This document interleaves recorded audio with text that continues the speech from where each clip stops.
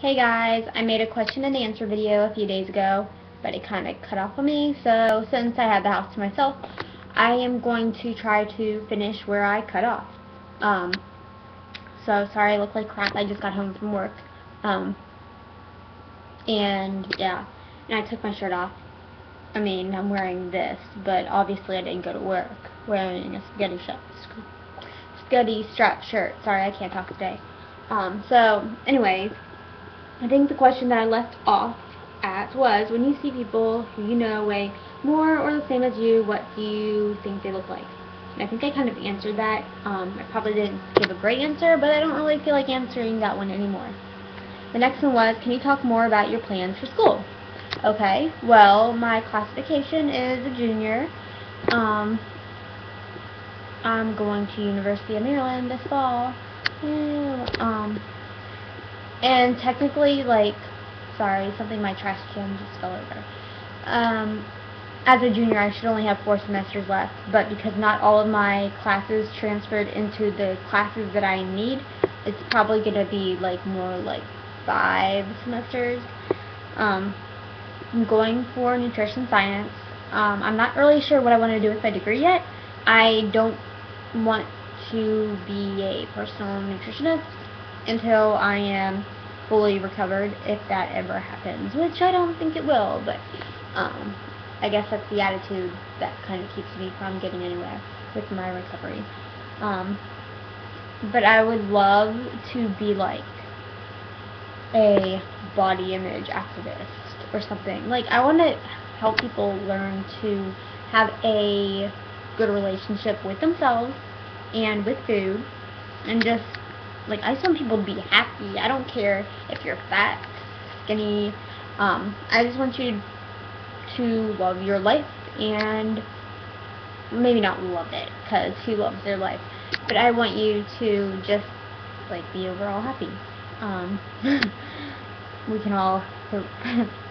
But yeah, so that's what I want to do someday. I guess the question was more about my school, but that's what I want to do. Aim for from school. Your relationship with your family. I guess, can I talk more about my relationship with my family?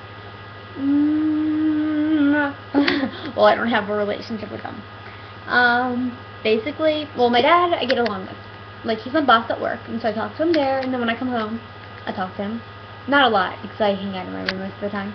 My mom, it's really awkward between us. We don't talk at all, and I avoid talking to her because anytime I talk to her, it always ends up with me being an asshole. And I'm not intentionally being an asshole, and also I have a lot of negative feelings towards my mom for reasons that I don't really feel like going into on YouTube, because this is way too public. I'm sorry. But yeah, I don't really feel like talking about my relationship with my family because it's really personal, and if you want to know more specific questions, you can talk to Anon. Next is your personal story about your eating disorder. That's a little bit long for a question and answer video. Next! Okay, I got a bunch of questions from my friend who would like to remain anonymous. Okay. The point you made a while ago about things to do instead of purging, turning into things to do instead of eat, really resonated with me. I struggle with something similar and wondered if you had any methods of trying to stay in the middle zone, distracted enough to cope in a less distracted way, but aware enough, sitting. Okay, so basically she's asking, okay, there's all these lists about what to do instead of using behaviors, and I tend to, what to do instead of binging and purging. And since binging and purging is a struggle of mine, those lists could be helpful. However, it turns into a what to do instead of eating list for me. So what I've found is those lists don't work at all for me. At all. I really need to do things to take care of myself, to make me feel good about myself, like painting my nails, do cleaning. Okay, but I guess I could use that to not eat. Actually preparing my meals, making things that I like, and things that take time to make. I won't binge and purge on. I'm not gonna binge and purge on Brussels sprouts. However, I might binge and purge on carrots. yeah, I don't know. I don't really have a great way. I kind of just like switch from disorders. Like I either binge and purge a lot or I restrict a lot. So sorry, I don't really have a great answer. Have you taken any classes in college purely as electives? I mean, I've taken classes that will count as electives at my new school, but they've all been like all the classes I took at my old school were either towards my major or were like towards the general education requirements. But transferring out to my new school, they're going to count as electives, like a logic class. My logic class counted as philosophy at my old school. However, at my new school, it's just going to be an elective. But that's okay because I liked it. If cost wasn't an issue and you could take one just for the adventure, what would you try? Oh, a class. Sorry, that went with the previous question. I would take.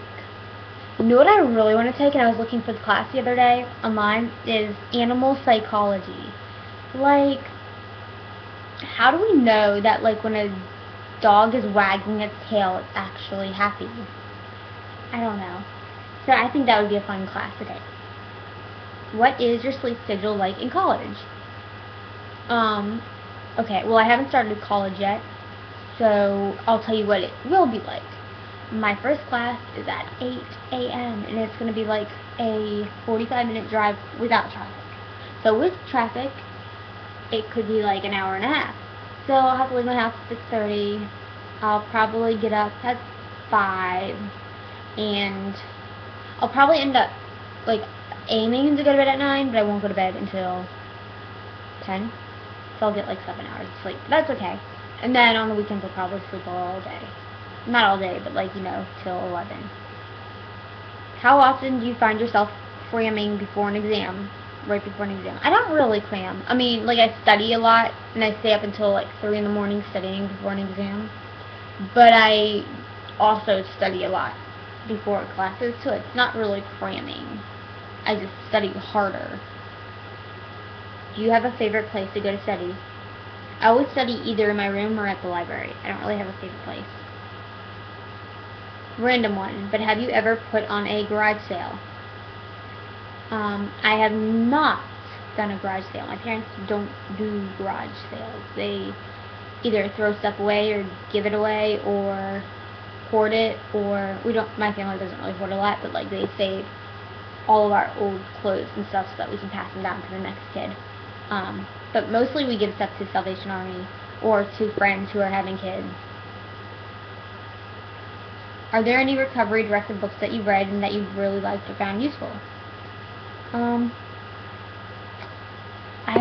sure there are, but like I haven't read them in so long, and I think like the last time I read a book I was really deep in my eating disorder, so I don't think I may have liked it at the time, but it's probably not useful information.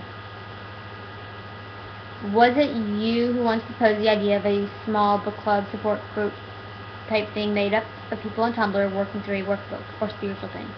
I may have come up, sorry, like I keep hearing things. I don't know if it's my brother or not. I think everyone's gone.